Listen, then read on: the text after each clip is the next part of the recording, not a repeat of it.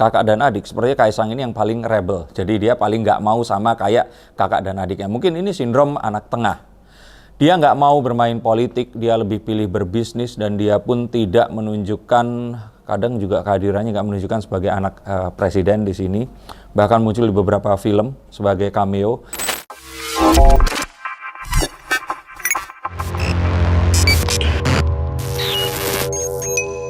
Halo Sainsikers, kembali berjumpa bersama saya Denny Darko. Tidak ada yang namanya misteri, yang ada adalah tanda-tanda yang kita semua coba untuk mengerti. Bersama saya kali ini, seperti biasa, menjawab pertanyaan dari teman-teman wartawan. Kali ini dari Intip Selebriti Antv yang tayang setiap Senin sampai Jumat jam 8.30 dan Sabtu dan Minggu pukul 8 hingga pukul 10. Jadi pastikan kalian bangun pagi dan nonton acara ini serta kepoin YouTube channel mereka. Nah, kali ini kita akan membahas tentang rencana pernikahan antara Kaisang Pangarep dan Erina Sofia Gudono. Seperti kita tahu, anak presiden yang tengah ini memang paling menggemparkan kisah percintaannya. Jika kakak dan adiknya semuanya berjalan mulus, kita tahu bahwa tahun lalu perpisahannya dengan Felicia Tisu menggemparkan seantero jagat per netizenan se-Indonesia. Dan terus kemudian gosipnya bersama dengan Nadia Arifta yang merupakan salah satu kru atau staff karyawan di tempat mereka bekerja. Mereka ini Kaisang dan Felicia. Dan akhirnya di awal tahun kemarin sempat tercium sebuah hubungan antara Kaisang dengan mantan finalis Putri Indonesia tahun 2022 ini. Nah, pernikahan disiapkan, bahkan Pak Luhut Binsar Panjaitan pun sempat datang menemani langsung ke rumah dari Erina Sofia Gudono di Yogyakarta. Akan seperti apa pernikahan ke depannya? Karena masih banyak sekali pertanyaan yang muncul. Mengapa pernikahannya sebegitu cepat? Seakan-akan tidak ada gosip dan langsung pernikahan. Adakah sesuatu di sini? Adakah sesuatu yang membuat pernikahan ini jadi kemudian lebih cepat dari yang seharusnya? Biasanya apa coba? Yuk kita akan lihat dan kita akan bahas di sini. Silahkan pertanyaannya mau seperti apa? Ini kartunya sudah saya siapkan. Oke, apakah dijodohkan atau keinginan mereka berdua? Karena seperti kita ketahui kan, kalau seorang anak dari satu orang keluarga yang ningrat atau sedang menjabat, ini kan gak gampang untuk memilih pasangan. Dan melihat sebelumnya juga karakternya ini kan berbeda-beda kan. Kali ini juga kayaknya baru sekali ini dengan seorang mantan beauty pageant atau bekas seorang putri, ya masih juga ya sebenarnya sekarang ini. Oke. The Six of Swords seperti ini, saya katakan bahwa sebenarnya kalau dibilang dijodohkan sih enggak, karena Kaisang ini kalau sampai dijodohkan dia pasti tidak akan mau. Jadi ini jenisnya di antara tiga bersaudara, kakak dan adik, sepertinya Kaisang ini yang paling rebel. Jadi dia paling nggak mau sama kayak kakak dan adiknya. Mungkin ini sindrom anak tengah. Dia nggak mau bermain politik, dia lebih pilih berbisnis, dan dia pun tidak menunjukkan, kadang juga kehadirannya nggak menunjukkan sebagai anak presiden di sini. Bahkan muncul di beberapa film sebagai cameo. Jadi kalau saya pikir bahkan dalam perjodohannya pun saya yakin dia ini pasti nggak akan mau kalau dijodohkan.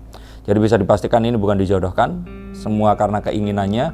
Dan sebenarnya ini semua pun terjadi karena ya sesuatu yang memang ya Kaisang yang mau ini, seperti itu.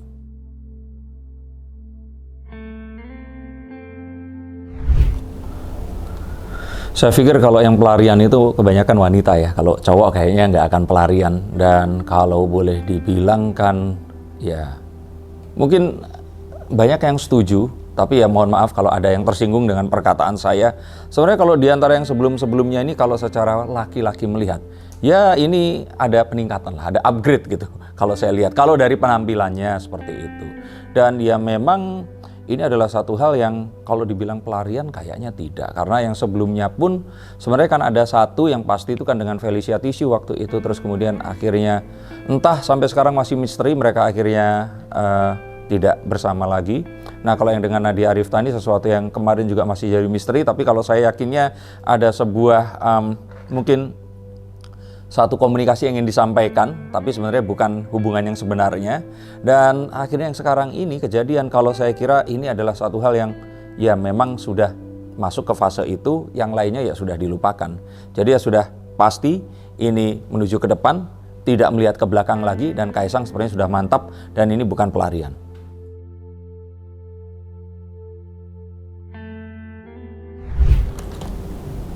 Biasanya memang untuk pernikahan-pernikahan yang cepat seperti ini, orang bertanya-tanya, apa sih penyebabnya seperti itu.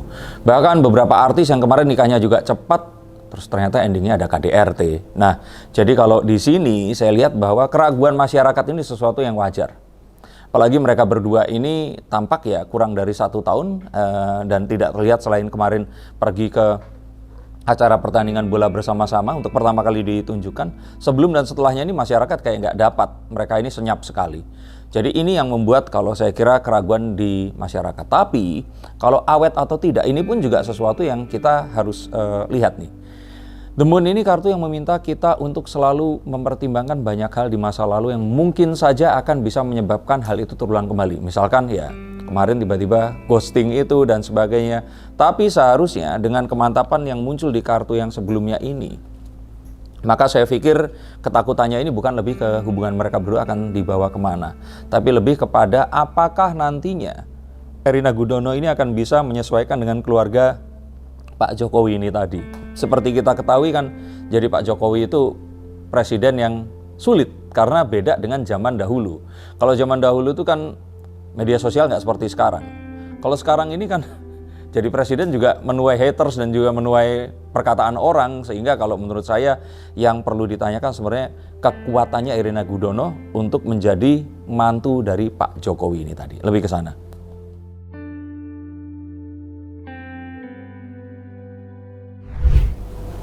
Kalau saya pikir ya demi mungkin resminya sih diundang, tapi saya yakin sih nggak akan datang.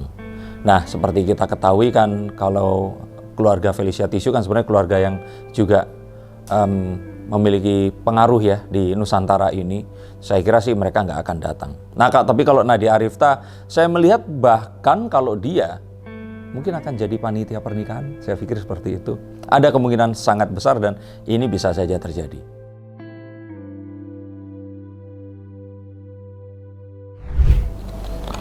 Judgment ini kartu tentang penilaian. Jadi kalau menurut saya dinilai dari suaminya. Kalau suaminya saya lihat sih kayaknya dia nggak akan bermain politik untuk sementara waktu, at least sampai Pak Jokowi ini lengser. Tapi setelah Pak Jokowi lengser, saya pikir sih ini mau tidak mau pasti akan nyemplung juga ke sana. Saya yakin. Kalaupun nggak dia ya istrinya ini nanti si Erina ini. Kalau saya pikir ini satu hal yang sudah pasti dan ya saya pikir ini kemungkinannya sangat besar, tapi ingat ya, tidak sekarang, paling tidak dari detik ini nggak Pak Jokowi nanti lengser.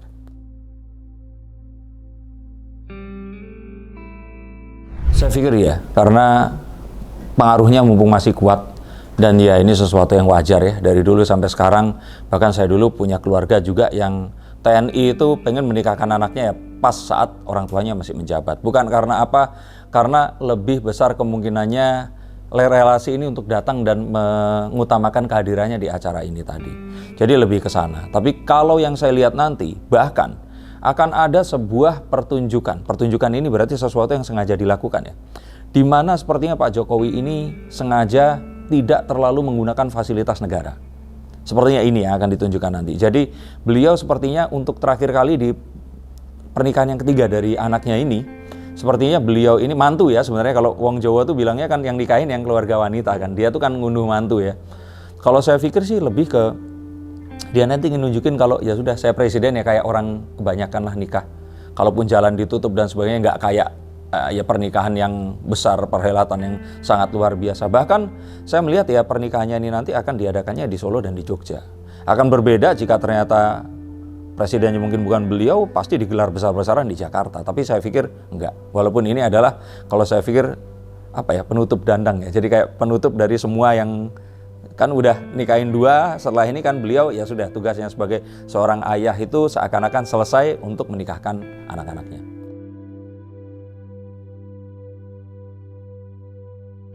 Oke, sebenarnya bukan di politik ya, tapi lebih karena mereka anaknya Presiden Republik Indonesia, the King of Swords. Usaha dan struggling itu perlu, tapi sepertinya bukan kepada keluarga. Kalau keluarganya nih, kalau wong Jawa bilang itu suwantai pol, kalau saya bilang seperti itu. Tapi itu tadi menjadi istri dari Kaisang, menjadi menantu dari Pak Jokowi. Saya yakin apapun nanti yang akan dilakukan, misalkan bensin naik gitu, wah pasti akan diserbu juga. Jadi ya selamat itu termasuk dalam paket, mau nggak mau harus dihadapi, dan ya itu adalah ups and down atau suka dukanya menjadi menantu dari presiden di negara berflower.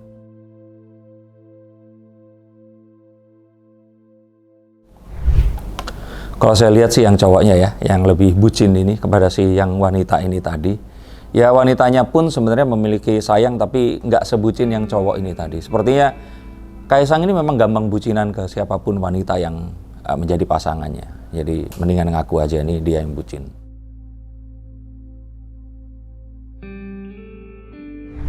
Kayaknya akan cepat, bahkan sepertinya sebelum Pak Jokowi nanti turun tahta ini, Pak Jokowi akan menjadi seorang kakek dari seorang cucu laki-laki sepertinya.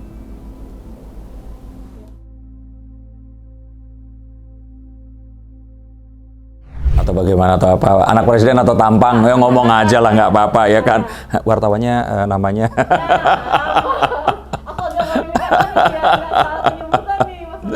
Sebenarnya kalau menurut saya sih kartu ini The Five of Swords ini tadi, Erina ini sepertinya memang akhirnya dari dia ini yang naksir itu banyak.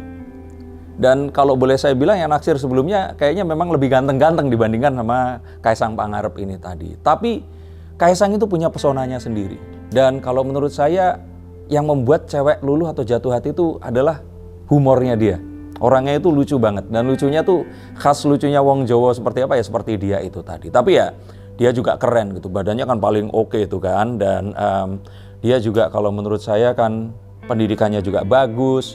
Walaupun kita lihat dia ini termasuk yang paling nggak menggunakan itu tadi ya power dari keluarga untuk jadi apapun yang saat ini ada. Jadi kalau menurut saya sih itu memiliki nilai-nilai tersendiri di mata wanita yang terus kemudian mengalahkan ya keren, ganteng dan sebagainya, yang kalau menurut saya sebenarnya ini bisa jadi pelajaran untuk pria-pria, kemandirian, humor atau seseorang yang jenaka seperti itu, dan juga mungkin kalau menurut saya kemampuannya untuk menghadapi segala sesuatu itu dengan tenang dan santai.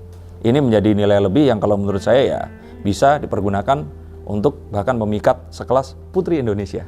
Itu tadi yang bisa saya bacakan tentang Kaisang dan Erina Gudono akan seperti apa ke depannya. Maka terus ikuti, karena nanti di saat dan setelahnya saya akan bukakan kartu, siapa tahu ada hal yang lain yang belum terbuka dan masih akan bisa mengagetkan kita saat itu nanti diketahui. Terima kasih, sampai jumpa dan